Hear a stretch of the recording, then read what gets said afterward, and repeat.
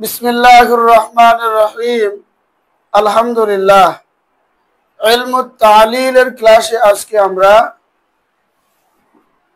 দলিল শব্দের তালিল ও তাহকিক শিখব। প্রথমে আমরা তাহকিক গুলো জেনে নিই। 1 নাম্বার সিগা জামউ মুযাক্কার সালিম। 2 নাম্বার বাহাস ইসমে ফাইল।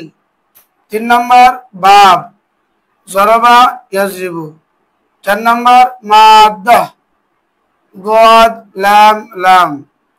5 নাম্বার মাসদার দলালুন বা দলালাতুন। 6 নাম্বার মা'না সিগা পদ ভষ্টরা। 7 নাম্বার মা'নাল মাসদার পদ ভষ্ট হওয়া। 8 নাম্বার জিন্স মুযাআফ সুলাসি।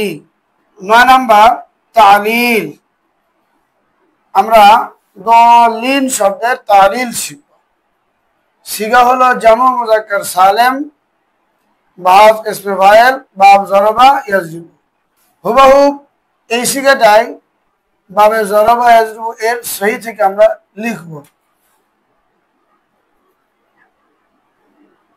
জরিবিনা দলিনা সহির উজনের সাথে মিলে নাই। এখন আমরা এই সিগাটাকে সহির উজনের সাথে মিল রেখে লিখব দলিলিনা। এখানে আমরা দেখতে পাচ্ছি দুইটি লাম আসছে। মুযাআফের তালিল হবে।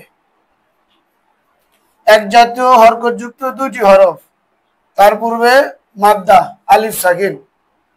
এখন প্রথম লামের হরকতকে পূর্বে দেওয়া ব্যতীতই দ্বিতীয় লামের মধ্যে ইদগাম হয়ে যাবে। আমরা প্রথম লামকে দ্বিতীয় লামের মধ্যে ইদগাম করে দিই, শুধু এখানে একটা তাসদীদ দিয়ে দিলেই হবে, হয়ে গেল দলিনা। মুযাআফের একটি নিয়ম আছে, যদি হরকতযুক্ত এক জাতীয় দুটি হরফ একত্রিত হয় এবং তার পূর্বে মাদ্দা সাকিন থাকে, অর্থাৎ আলিফ ওয়াও বা ইয়া সাকিন থাকে, তাহলে প্রথম হরফের হরকত পূর্বে দেওয়া ব্যতীতই প্রথম হরফকে দ্বিতীয় হরফের মধ্যে মিলিয়ে দিতে হয়, ইদগাম করে দিতে হয়। এখানে ছিল দলিলিনা, হরকতযুক্ত দুটি লাম একত্রিত ছিল। প্রথম লামের নিচে জের, দ্বিতীয় লামের নিচেও জের। প্রথম লামের পূর্বে মাদ্দা সাকিন, এই জন্য প্রথম লামের জেরকে পূর্বে দেওয়া ব্যতীতই প্রথম লামকে আমরা দ্বিতীয় লামের মধ্যে ইদগাম করে দিয়েছি। ফলে ছিল দলিলিনা, হয়ে গেল দলিনা।